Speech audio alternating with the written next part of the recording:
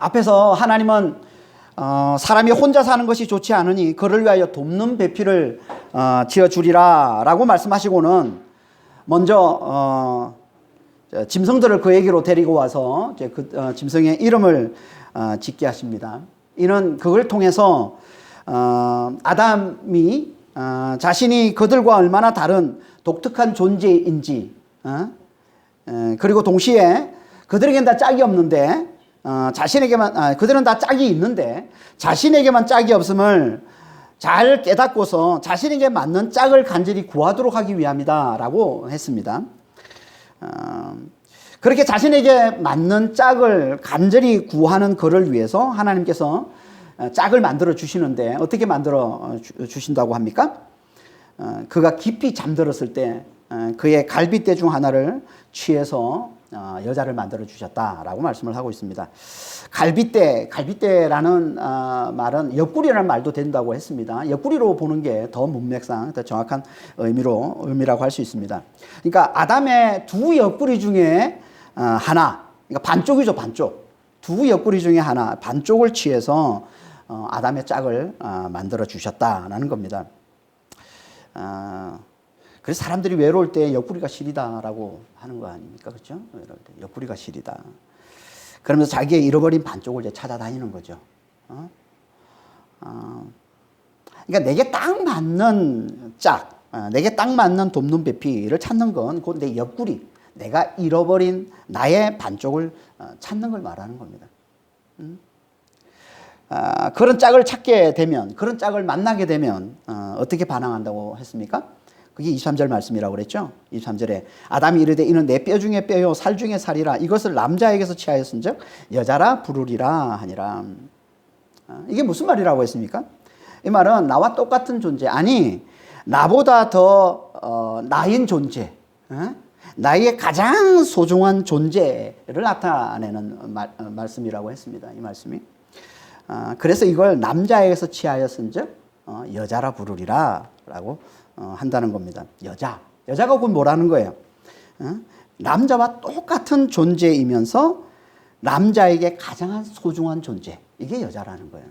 그 의미를 담고 있는 게 여자라는 이 단어 속에 그 의미를 담고 있다는 겁니다. 그러니까 여자가 히브리어로 이사라고 해서 이샤라는 이 말은 이쉬라는 남자라는 이쉬라는 이 단어에 전미어, 여성형 전미어 알을 붙인 거라고 했는데요. 이 말은 남자와 똑같은 존재이면서 동시에 남자와는 다른 남자에게 가장 소중한 존재임을 나타내는 말이라는 겁니다.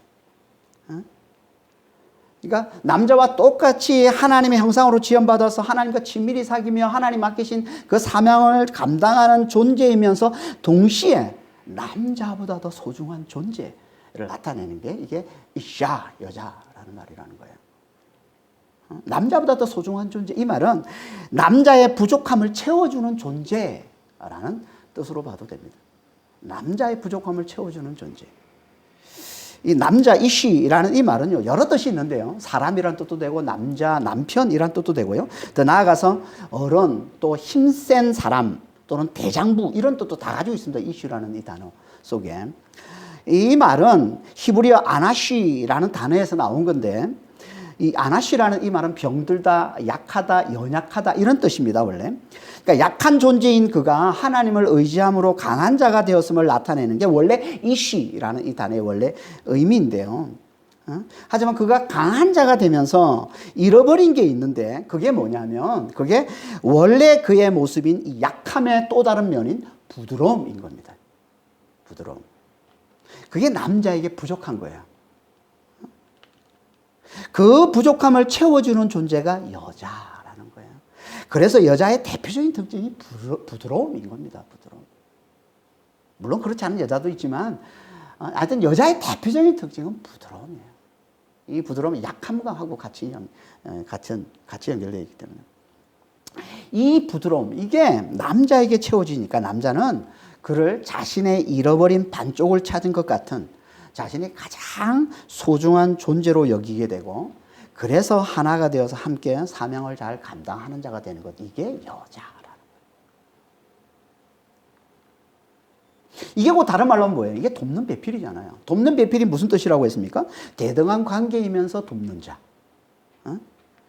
똑같이 하나님의 형상으로 지연받아서 하나님과 친밀히 사귀며 하나님 맡기신 사명을 잘 감당하는 이 대등한 관계이면서 동시에 사명을 잘 감당하도록 돕는 자. 이게 돕는 배필이라고 했죠.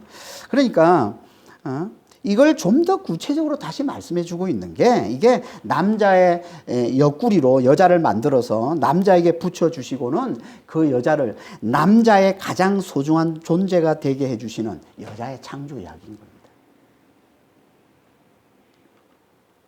이렇게 나와 대등하면서 동시에 나의 부족함을 채워주는 나의 돕는 자, 나의 가장 소중한 존재를 만나게 되는 것. 이게 원래 하나님이 우리에게 붙여주시는 돕는 배필인 거예요. 하지만 우린 다 죄에 넘어져서 이 죄 때문에 하나님이 우리에게 붙여주시는 돕는 배필이 아닌 내가 바라는 짝을 찾게 되면서 내 욕심을 채워줄 배필을 찾게 되면서 우리의 삶은 다 엉망이 돼버리고 만 거죠. 그래서 결국 서로가 서로에게 가장 소중한 존재가 되기는커녕 오히려 짐과 고통을 주는 존재가 되고 만 겁니다. 이 죄에 넘어지면서. 이게 많은 부부들의 모습이잖아요. 서로에게 가장 소중한 존재로 하나님이 붙여주시는 게 돕는 배필이라고 그렇게 하나님이 원래 지으신 건데 실제로는 정말 서로에게 고통과 짐이 되는 존재가 되고만 이런 모습들이 얼마나 많습니까?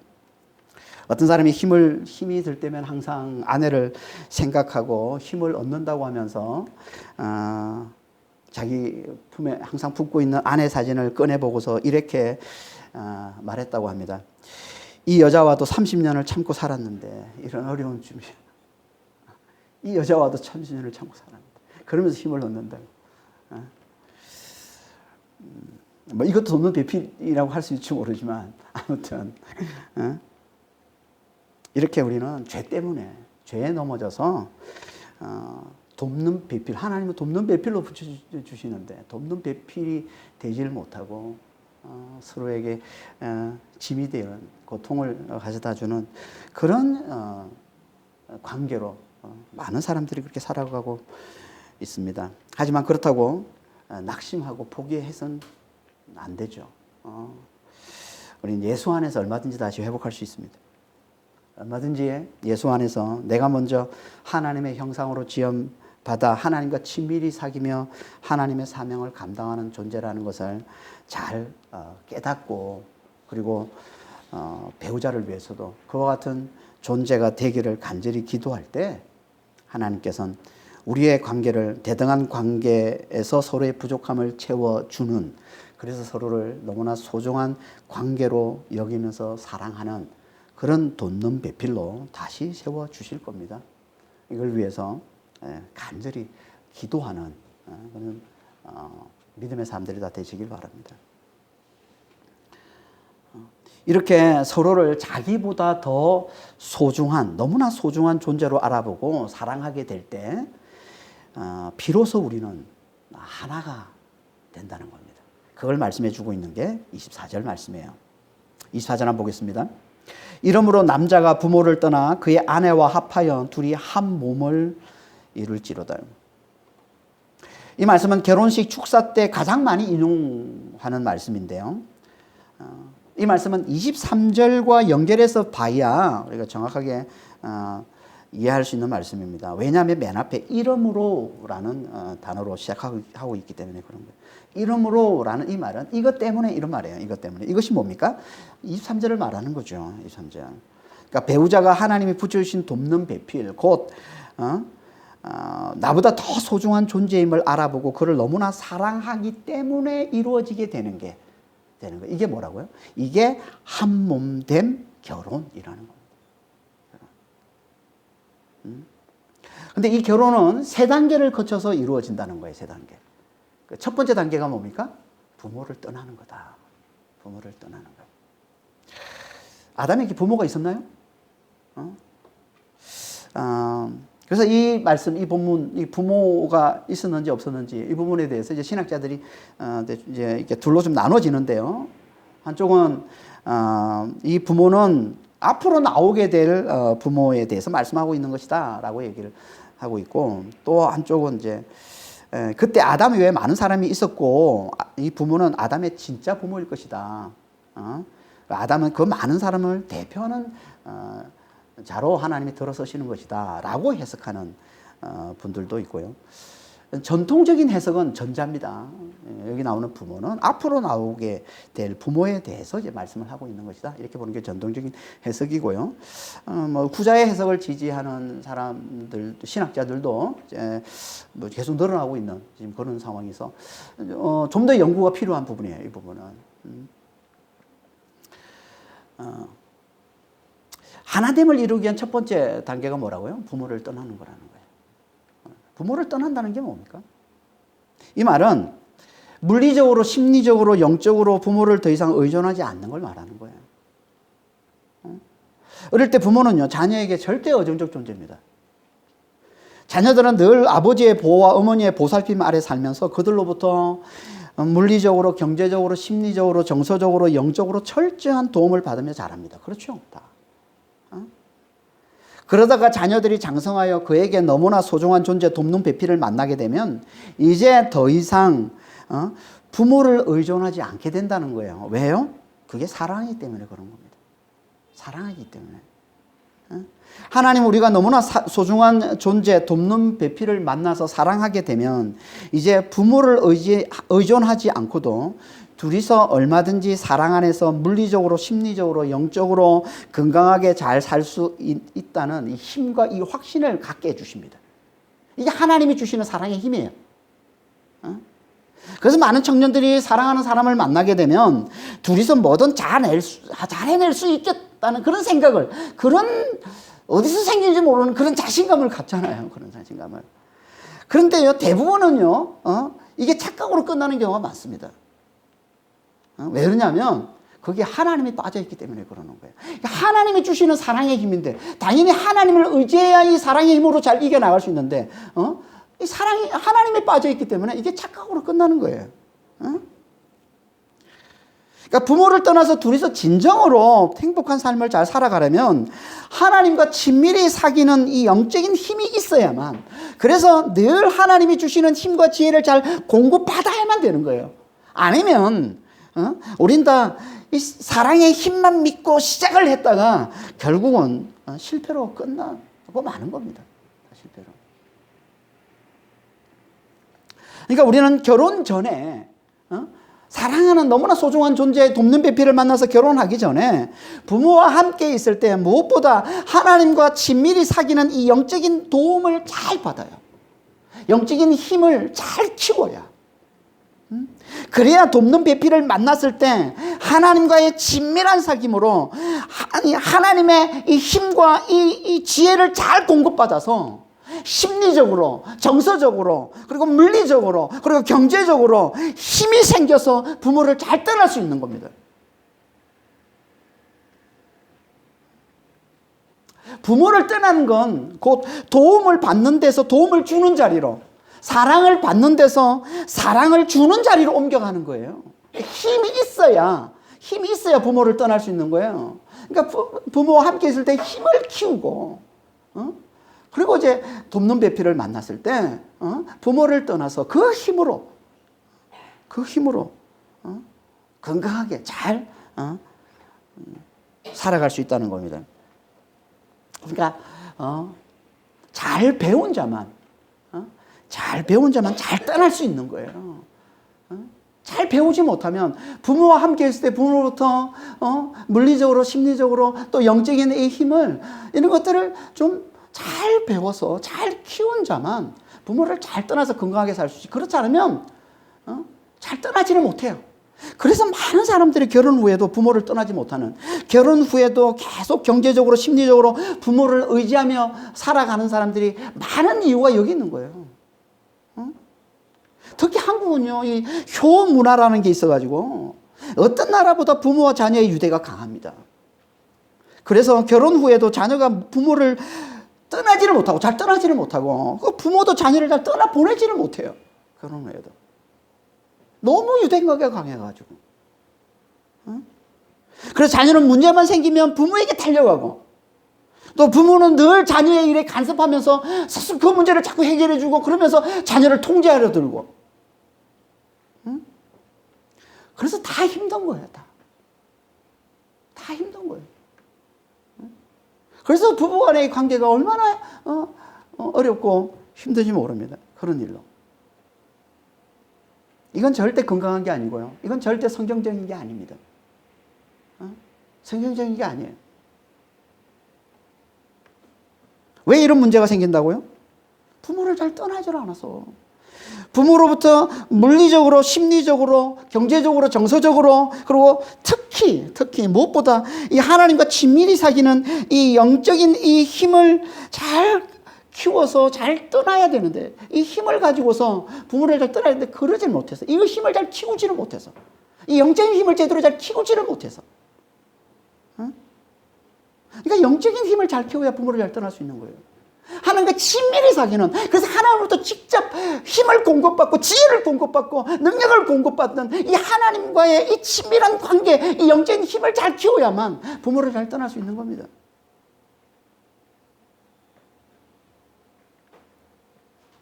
부모를 잘 떠난다는 건요, 부모를 더 이상 의존하지 않는 것만 말하는 게 아니에요. 부모를 잘 떠난다는 건 그것과 함께 동시에 부모를 공경하는 마음은 절대 잃지 않는 걸 얘기하는 거예요. 이게 잘 떠나는 거예요. 하나님을 대신해서 내게 생명을 주시고 나를 양육해 주신 부모의 은혜를 잊지 않고 부모를 공경하면서, 이게 부모를 공경하는 이게 하나님을 믿는 이 신앙과 직결되는 거예요. 이 너무 신앙이 너무 중요한. 그래서 하나님께서 오죽하면 5번째 계명으로 하나님께서 이 부모 공경이라는 이 계명을 하나님이 주시겠습니까? 이게 출애굽기 20장 12절 말씀이잖아요. 내 부모를 공경하라. 그래야 내가 이 땅에서 장수하리라. 이 땅에서 잘 되리라 라고 말씀하고 있는 거잖아요. 그러니까 이게 하나님의 신앙과 직결된다는 거예요, 부모 공경이. 그러니까 부모는 공경하면서, 공경하되 물리적으로, 경제적으로, 정서적으로, 심리적으로, 영적으로 더 이상 부모를 의존하지 않는 거예요. 그러니까 이 공경과 이 떠남의 이 균형을 잘 잡는 거예요. 이게 부모를 잘 떠나는 겁니다. 어떻게 우리가 이 공경과 이 부모 공경과 부모를 떠나는 이 균형을 어떻게 잘 잡을 수 있을까요? 하나님과 친밀히 사귀는 영적인 힘이 있어야 이 균형을 잘 잡을 수 있는 거예요. 늘 하나님 안에 있으면, 늘 하나님과 친밀한 사귐이 있으면요, 하나님께서 우리를 이렇게 강강하게 부모를 공경하면서 부모를 떠나는 이런 진짜 어른이 되도록 하나님께서 그렇게 우리를 만들어 주시는 겁니다. 그러니까 제발 부모와 함께 있을 때 잘 배우시길 바랍니다. 다른 무엇보다도 하나님과 친밀하게 사는 이 영적인 힘을 잘 키우시고 이걸 좀 잘 배우시길 바랍니다. 그래서 부모를 건강하게 잘 떠날 수 있도록. 하나님의 두 번째 단계는요, 하나됨의 두 번째 단계는요, 둘이 잘 연합하는 겁니다. 연합은 달라붙다, 굳게 결합하다 이런 뜻이에요. 원래 연합하다는 이 단어가 달라붙다, 굳게 결합하다. 그러니까 서로를 자신보다 더 나은 존재, 그러니까 자신의 가장 소중한 존재로 알아보고 서로 굳게 결합되는 것. 이게 연합인 거예요. 그러려면 제일 먼저 뭘 해야 돼요? 부모를 잘 떠나야죠. 부모를 잘 떠나야죠.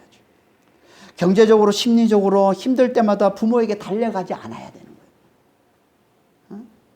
대신 그 문제를 놓고 둘이서 하나님을 간절히 의지하면서 함께 그 문제를 해결해 나갈 때, 그때 연합이 제대로 이루어지는 겁니다. 공동체의 연합은요, 항상 힘든 일을 만날 때, 그 문제를 하나님 안에서 공동체가 함께 노력해서 해결할 때 생기는 거예요. 연합은. 그래서 위기가 항상 기회인 겁니다. 공동체 안에는 항상 위기가 찾아와요. 어려움이 찾아와요. 근데 그 위기를, 그 어려움을 둘이서 함께 잘 해나가면요, 그만큼 이 결속력이 단단해지는 겁니다. 힘든 일을 만났을 때 둘이서 함께 노력해서 그 문제를 극복해 나갈 때 결속력이 단단해지는 거예요. 굳게 연합하게 되는 겁니다. 그래서 먼저 부모를 떠나라고 하는 거예요. 그래서 하나님 안에서 둘이서 그 문제를 해결해 나갈 때, 그래서 연합이 더 견고해지고 더 단단해지기 때문에, 진짜 연합을 이룰 수 있기 때문에 그렇습니다. 그리고 연합을 위해 또 한 가지 중요한 게 있는데요. 그건 항상 하나님을 앞세우면서 서로가 하나님이 붙여주신 돕는 배필임을 잊지 않고 잘 기억하는 겁니다. 부부간은요, 여러 환난과 유혹으로 인해서 내적 갈등이 생길 상황들이 너무 많이 생깁니다. 부부간에는. 많은 사람들이 그 어려운 그 갈등을 이겨내지 못하고, 그래서 이혼이라는 이런 비극적인 이제 결말을 맞이하게 되는데, 그래서 대부분의 이혼 사유를 뭐라고 그래요? 성격 차이라고 얘기해요. 성격 차이. 이 내적 갈등을 이겨내지는 못해서 결국. 그 갈등을 어떻게 이겨낼 수 있을까요? 내적 갈등. 반드시 이런 내적 갈등들이 많이 일어나게 될 텐데. 믿는 자들에게는요, 그 내적 갈등을 이겨낼 수 있는 최고의 지혜가 있는데, 그게 뭐냐면 하나님을 앞세우는 겁니다. 하나님을 앞세우는 겁니다. 하나님이 붙여주신 돕는 배필임을 잘 알고, 하나님이 붙여주신, 하나님이 책임지시도록, 하나님이 책임지시도록 하는 거예요. 하나님을 앞세우는 거예요. 하나님이 붙여주신 돕는 배필임을 잘 기억하고서 하나님께 간절히 도움을 구하는 겁니다.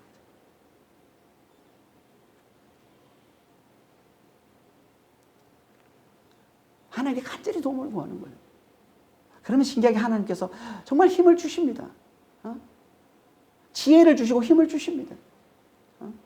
하나님께서 내 눈을 낮춰서, 내 눈이 높아져 있으면 내 눈을 낮춰서 겸손하게 만드셔서 용서하게 하시고 사랑할 수 있는 그런 힘을 하나님이 주세요. 그걸 놓고 간절히 기도하는 거야, 하나님께. 그러면 하나님께서 정말 돕는 배필로서, 하나님 붙이신 돕는 배필로, 대등한 관계면서 서로의 부족함을 채워주는 그런 돕는 배필로서의 그의 존귀함을 새롭게 깨우쳐주고 깨닫게 해주고 눈을 낮춰주고서, 그리고는 정말 다시 한번 서로 사랑할 수 있는 그런 힘을 하나님께서 우리에게 부어주시는 겁니다. 부부간의 문제는요, 하나님과 예수님을 앞세우면 해결될 때가 너무 많습니다. 부부간의 갈등은요, 하나님을 앞세우고 예수님을 앞세우면 해결될 때가 너무 많아요. 해결되지 않을 것 같은 문제도 하나님을 앞세우면, 예수님을 앞세우면 해결되는 경우가 너무 많습니다. 이걸 몰라서 많은 사람들이 파국을 맞이하는 걸 보면요, 너무 안타까운 거예요. 최근에 제가 잘 아는 목사님이 딸의 결혼식에서 축사를 했는데, 그 모습을 보면 좀 부러웠습니다. 좀. 딸의 결혼식에서 이 축사를 하는데 그 말씀이 참 인상적이었습니다. 그 말씀이. 누가복음 23장을 이제 본문으로 삼아서 이제 말씀을 전해 주셨는데, 누가복음 23장에 보면 어떤 내용이냐면, 예수님이 십자가에 달리셨을 때 그분이 당하신 고통에 대해서 말씀을 해주고 있습니다. 세 가지 고통을 말씀해 주고 있어요.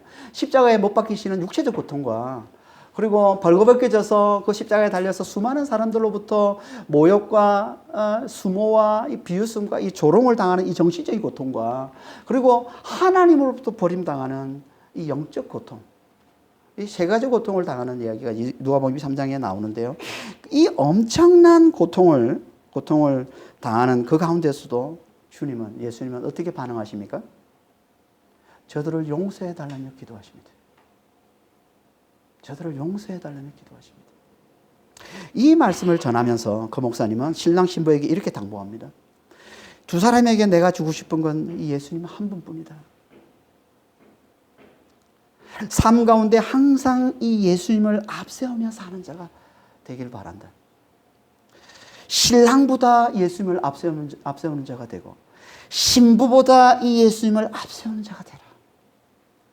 그러면 예수님께서 반드시 놀랍게 축복하셔서 수많은 어려운 상황이 닥쳐와도 그 어려움을 이겨내고 잘 연합하게 해서 마침내 하나님께서 너무나 귀하게 쓰시는 그런 신실한 부부로 하나님께서 그렇게 만들어 가실 것이다.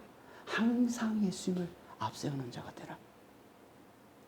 저는 이 말씀이 저한테 참 인상적이었습니다. 항상 예수님을 앞세우는 자가 되라. 그렇습니다. 정말 우리는 어떤 문제가 생겨도 정말 예수님을 잘 앞세우면, 예수님을 잘 앞세우면 그 문제를 이겨낼 수 있어요. 하나님께서 놀랍게 우리에게 힘을 주셔서 그 문제를 이겨내게 주시는 겁니다. 우리도 그런 부부가 다 되기를 바랍니다. 우리의 가정이 다 그런 가정이 되기를 바랍니다. 우리 가정에, 우리의 부부간에 일어나는 그 문제가 있을 때 그 문제 앞에 예수님을 두시길 바랍니다. 그 문제보다 예수님을 앞세우시길 바랍니다. 그럼 반드시 예수님께서 우리에게 힘을 주시고 우리에게 지혜를 주셔서 그 문제를 이겨내게 해주세요. 그리고 우리로 하여금 잘 연합해서 하나님께 귀하게 쓰임받는 부부로, 하나님께 귀하게 쓰임받는 가정으로 반드시 하나님께서 우리를 그렇게 세워주실 겁니다. 이렇게 떠남과 연합을 잘 이룰 때 비로소 한몸됨의 마지막 단계, 하나됨의 마지막 단계인 둘의 한몸됨이 이루어지는 겁니다. 둘이 한몸이 된다는 게 구체적으로 뭡니까? 둘이 한몸이 된다는 게 구체적으로 뭘 얘기하는 걸까요? 이건요, 모든 걸 함께 나누는 사이가 되는 걸 말하는 겁니다. 모든 걸 함께 나누는 사이가 되는 거예요. 즉, 둘 사이에 비밀이 없는 걸 얘기하는 거예요. 둘 사이에 감추는 게 없는 걸 얘기하는 겁니다. 이게 한 몸이라는 거예요. 한 몸. 대부분 사람들은요, 좋은 것, 자랑할 만한 건 잘 나눕니다. 하지만 연약한 것, 부족한 것, 이건 잘 나누지를 못합니다. 그래서 하나가 되지를 못하는 거예요.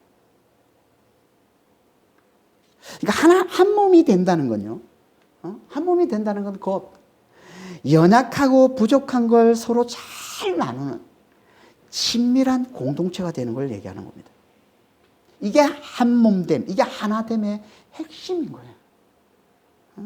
그래서 한몸이 되는 대표적인 특징을 25절에서 이렇게 말씀하고 있는 거예요. 본문 25절에 뭐라고 말씀합니까? 아담과 그의 아내 두 사람이 벌거벗었으나 부끄러워하지 아니하니라. 여기 벌거벗었다라는 이 말은요, 당연히 1차적으로는 육체의 벌거벗음을 말하는 겁니다. 하지만 이건 여기서 그치지는 않고 나의 모든 연약함이 다 드러나는 것까지 다 포함해서 하는 말인 겁니다. 성경에서 벌거벗음이라는 말은 자주 나오는데요, 이 말은 자주 가장 연약한 상태가 되어서 수치를 당하는 모습을 나타내는 의미로 자주 쓰입니다. 그래서 멸망의 수치를 당할 때 벌거벗음의 비유를 자주 벌거벗음에 자주 비유하고 있는 겁니다. 그러니까 여기 벌거벗음은 육체의 벌거벗음만 말하는 게 아니라 우리의 가장 연약한 모습이 드러난 것까지 다 포함해서 하는 말이에요. 남에게 보이기 부끄러운 나의 가장 연약한 모습이 드러나도 부끄러워하지 않아도 되는 곳, 그게 한 몸이라는 겁니다. 나의 치부가 드러나도, 나의 너무나 연약한 모습이 다 드러나도 그걸 받아주고, 그걸 감싸주고, 그걸 보듬어주고, 오히려 더 사랑해주는 곳, 그게 한 몸이라는 거예요. 이게 얼마나 놀라운 축복입니까? 이게 우리 삶에 얼마나 큰 힘이 되는지 몰라요. 우리의 연약함으로 인해서 우리는 세상에서 너무나 힘들어하고 너무나 어려워하고 매일 터지고 맞고 넘어지고 괴로워하면서 살 때가 얼마나 많습니까? 이렇게 힘들어도 우리는 우리의 이 연약함을 받아주고 감싸주고 보듬어주고 이해해주고 사랑해주는 이 한몸된 공동체 안에서 우리의 연약함이 치유되고 회복되고 다시 일어나는 새 힘을 얻게 되는 겁니다. 그래서 자유하게 되고, 그래서 기쁨을 누리게 되는 거예요. 이게 하나님이 우리에게 주시는 결혼의 축복이라는 거예요. 하나님은 원래 우리에게 이 복을 담아서 결혼을 주신 거예요.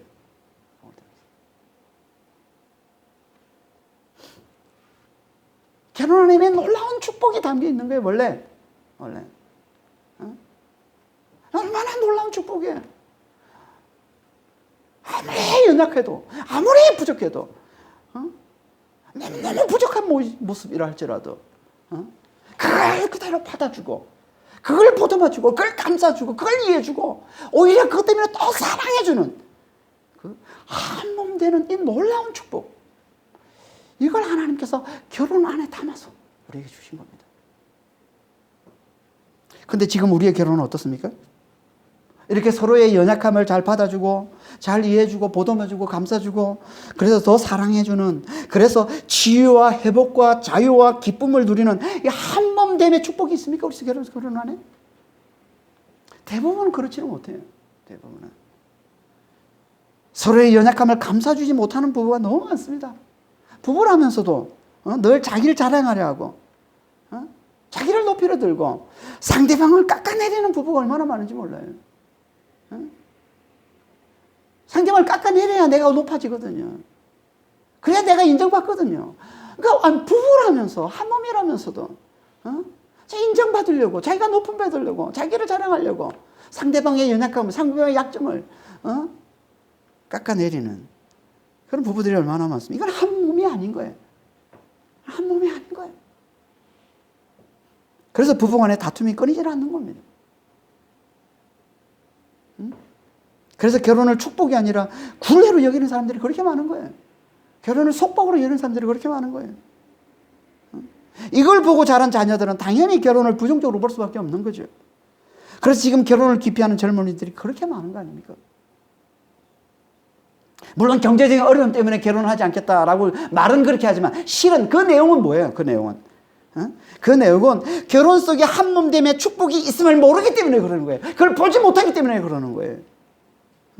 아무리 연약하고 아무리 힘들어도 서로를 받아주고 서로를 감싸주고 서로를 보듬어주고 오히려 그래서 더 사랑해주는, 그래서 치유가 있고 그래서 회복이 있고 그래서 자유가 있고 그래서 기쁨을 누리는 이 한 몸됨의 이 축복이 결혼 안에 있음을 어른들이 제대로 보여주지를 못해서, 그래서 젊은이들이 그걸 제대로 보지를 못해서, 그래서 결혼을 기피하고, 그래서 결혼을 부정시하고 그러고 있는 거 아닙니까?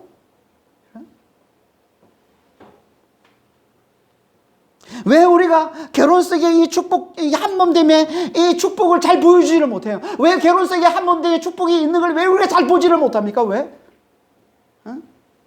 왜 그걸 잘 보여주지를 못하고? 왜 그렇습니까? 당연히 그 가장 근본적인 이유가 뭐겠어요? 죄 때문에 그런 거죠. 죄 때문에. 하나님을 떠난 죄. 그래서 다음 주부터 살펴보겠지만 아담도 죄가 들어오면서 이 한 몸됨의 축복을 잃어버리고 만 겁니다. 그러니까 우리가 한 몸됨의 이 축복을 잃어버린 건 결국 하나님을 떠나 자신의 생각을 쫓아 살아가는 우리의 이 죄 때문에 그런 거예요. 하나님을 떠나서 하나님 무시하고 하나님 멸시하고 하나님을 의지하지 않고 자기의 생각을 쫓아 살아가는 이 죄 때문에 그런 겁니다. 그러니까 우리는 하나님을 의지하지 않으면 하나님이 만드신 이 결혼의 축복을 절대 제대로 누릴 수 없습니다. 아니 그렇지 않아요. 결혼 하나님이 만들어주신 건데 만들어주신 그분을 떠나서 내가 뭐 결혼 안에서 내가 행복하겠다고 하는 건 말이 안 되는 거죠. 왜 수많은 결혼들이 이렇게 다 불행으로 끝이 납니까? 왜 수많은 결혼들이 이렇게 다 불행합니까? 왜? 하나님을 떠나서 그런 거예요. 그 결혼을 만드시니까 하나님을 의지하지 않기 때문에 그러는 겁니다.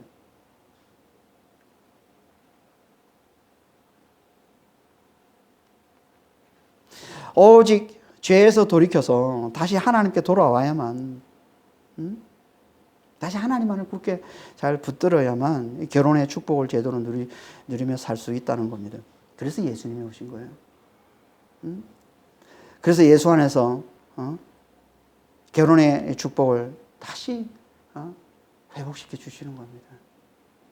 예수님께서 오셔서 예수 안에서 이 결혼의 축복을 다시 맛보고 다시 누리게 주시는 겁니다.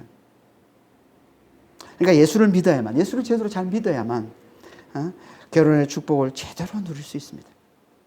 하지만 예수님이 이 땅에 오신 목적은 겨우 우리에게 이 땅에서의 결혼의 축복, 이 땅에서 이 한 몸된 축복을 누리도록 하기 위해서가 아니에요. 예수님이 오신 게 이 땅에서의 결혼의 축복, 이 땅에서 한 몸된 축복만 맛보고 누리도록 하기 위해서 예수님이 오신 게 아닙니다. 예수님이 오신 건 그보다 훨씬 더 큰 축복을 우리에게 주시기 위해서 오신 거예요. 그게 뭡니까? 그분과의 영원한 한 몸됨의 축복. 그래서 그분 안에서 영원한 자유, 영원한 회복, 영원한 기쁨, 영원한 치유, 영원한 행복을 누리도록 하시기 위해서. 그래서 그분이 우리에게 오신 겁니다. 그래서 결혼을 회복시켜 주시고 결혼을 통해서 결혼의 이 축복을 맛보게 해주셔서 그걸 소망케 해주시는 거예요. 그분과의 영원한 한 몸됨. 그래서 에베소 5장 31절 32절에 이렇게 말씀하고 있는 겁니다. 그러므로 사람이 부모를 떠나 그의 아내와 합하여 그들이 한 육체가 될지니 이 비밀이 크도다. 나는 그리스도와 교회에 대해 말하노라. 오늘 본문에 대한 바울의 해석이에요. 바울의 주석인 겁니다. 오늘 본문을 그대로 인용해서 바울이 하고 있는 거죠. 이 말씀이 뭘 얘기하는 거냐? 이 속에 비밀이 담겨 있는데 그 비밀이 뭐냐? 그 비밀이 뭐냐? 그리스도의 교회 관계라는 거죠. 그리스도와 교회의 한 몸됨이라는 거예요. 그 비밀. 이 진리를 얘기하는 거예요. 그러니까 결혼 속에는 부부의 이 결혼 속에 부부의 이 한 몸됨 속에는 놀라운 진리가 담겨 있는데 큰 비밀이 담겨 있는데 그게 뭐냐면 그리스도와의 한 몸됨, 그리스도와의 영원한 한 몸됨이라.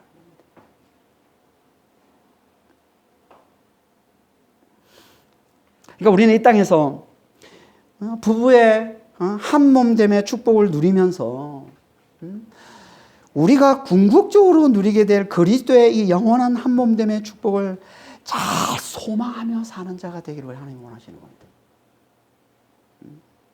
그러려면 먼저 이 땅에서 부부의 한 몸됨의 축복을 잘 맛보고 누려야 된다는 거예요. 어떻게? 그걸 말씀하고 있는 게 에베소 5장 31절 32절 위에 나오는 18절 이후의 긴 본문의 말씀인 거예요.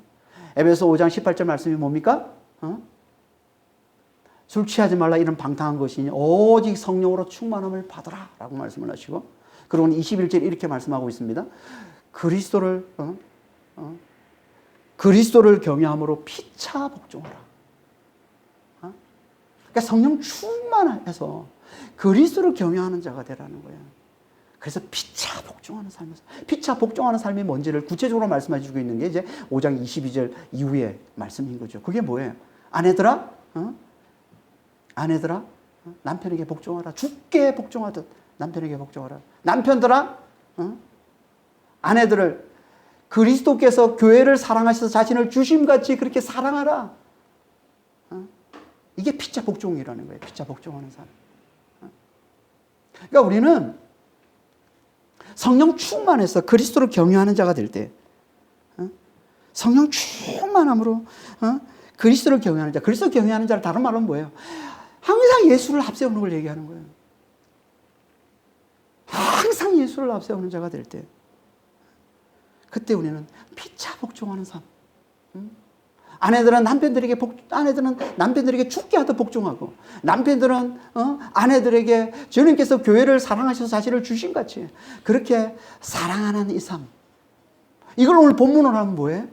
벌거벗었으나 부끄러워하지 않는 자신의 서로의 연약함을 그대로 받아주고 감싸주고 보듬어주고 이해해주고 오히려 그래서 더 사랑해주는 이 한몸됨의 삶을 잘 사는 걸 얘기하는 겁니다. 그러니까 우리가 성령 충만해서 그리스도를 경외하는 자가 될 때, 늘 예수를 앞세우는 자가 될 때, 이 한몸됨의 삶을 잘 살 수 있다는 거예요. 서로의 연약함을 잘 받아주고 서로의 연약함을 잘 보듬어주고 감싸주고 이해해주고 그래서 오히려 더 사랑해주는 이 한몸됨의 삶을 잘 살 수 있다는 겁니다. 그리고 이 삶이 가리키는 그리스도의 영원한 한몸됨을 간절히 소망하며 잘 살아갈 수 있다는 겁니다. 그러니까 이 땅에서 결혼은요 진리가 아닌 겁니다. 이 땅에서 결혼은 진리가 아닌 거예요. 진리는 뭐예요?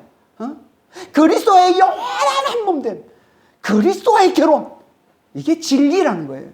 이게 진리. 그러니까 이 땅의 이 결혼을 통해서, 이 땅의 이 한 몸됨의 이 축복을 통해서 진리인 그리스도의 영원한 한 몸됨을 더 간절히 소망하는 자가 되면 되는 거예요. 이게 중요한 거예요. 하나님의 관심은 여기 있는 거예요. 그러니까 지금 결혼이 엉망이더라도, 아니 결혼을 하지 않았더라도 우리가 성령을 의지하고 그리스도를 경외함으로 그리스도와의 영원한 하나됨을 간절히 잘 소망하면 되는 거예요. 이걸 결혼을 해봐야 더 잘 소망할 수 있기에. 다시 말해서 결혼의 고통을 통해서, 결혼이 얼마나 고통스럽습니까?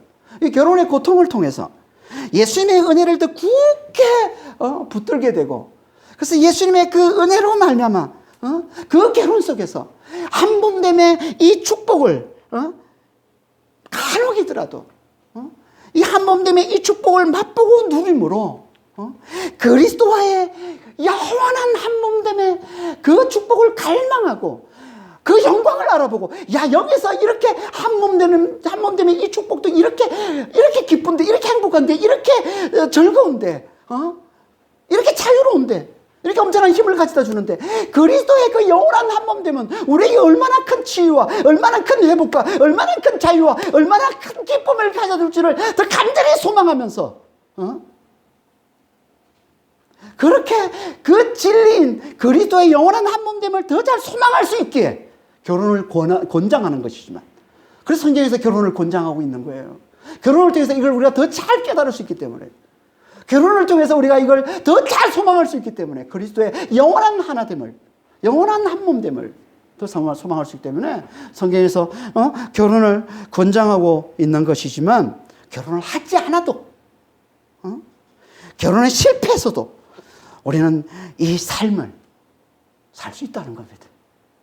진짜 하나님이 진짜 하나님이 우리에게 원하시는 그리스도의 영원한 한몸됨을 간절히 소망하는, 그걸 갈망하면서 살아가는 이 삶을 우리가 잘 살아낼 수 있다는 거예요. 뭐만 잘하면? 성령 충만함으로 그리스도를 잘 경외하면, 그리스도를 잘 앞세우는 자가 되면. 그래서 바울이 결혼을 하지 않고도 누구보다 그리스도의 영원한 하나됨, 그리스도의 영원한 한몸됨을 누구보다 더 고대하며 사는 자가 될 수 있었던 겁니다. 결혼을 하지 않았는데도. 우리도 마찬가지예요. 하나님이 원하시는 건 우리가 결혼 안에 있든 결혼 밖에 있든 하나님이 원하시는 성령 충만하여 그리스도를 경외함으로 늘 예수를 앞세움으로 결혼 안에서는 그 결혼 안에 은혜로 하나님께서 베풀어 주시는 그 한몸됨의 축복을 맛보고 누리면서 그 그리스도와의 그 영원한 한몸됨을 더 갈망하고 더 간절히 소망하는 자가 되기를 원하시는 것이고, 그 결혼 밖에 있다면 성령 충만함으로 그리스도를 경외함으로 항상 예수를 앞세움으로, 그러면 성령께서 더 민감하게 그리스도와의 이 한몸됨의 축복을 깨닫게 해주시는 게 성령께서 우리는 결혼을 통해서 그걸 맛보지 못하면 성령께서 연약한 자에게는 성령께서 또 관심을 가지듯이, 그렇게 우리가 더 성령 충만함으로 그리스도를 경외하면 그걸 더 성령께서 민감하게 우리에게 깨우쳐 주셔서 그리스도와의 영원한 하나됨, 그리스도와의 영원한 한몸됨을 더 간절히 갈망하면서 살아갈수록 하나님께서 그렇게 우리를 만들어 주신다는 겁니다. 그러니까 우리는 결혼 안에 있든 결혼 밖에 있든 성령 충만함으로 그리스도를 경외하는 자가 되는 게 이게 핵심인 거예요. 이게 핵심인 거예요.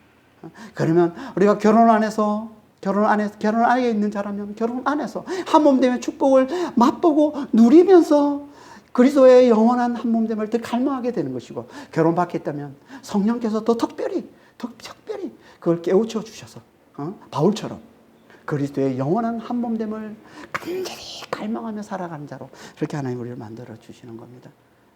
어떤 상황에 처해 있든 정말 우리는 성령 충만함으로 그리스도를 경외하는 자가 되시기를 바랍니다. 항상 예수를 앞세우는 자가 되시기를 바랍니다. 그럼 하나님께서 반드시 우리에게 한몸됨의 축복, 진짜 한몸됨, 그리스도와의 영원한 한몸됨의 이 놀라운 축복을 누리도록 해 주실 겁니다. 이런 축복을 받아 누리는 그런 형제자매들 다 되시기를 예수님으로 축원합니다. 기도하겠습니다. 하나님 아버지, 항상 성령 충만한 자가 되게 하시고, 그래서 아버지 하나님 정말 그리스도를 경외하며 사는 자가 될 수 있도록, 항상 예수를 앞세우며 사는 자가 될 수 있도록 주님 저희를 축복하여 주시옵소서.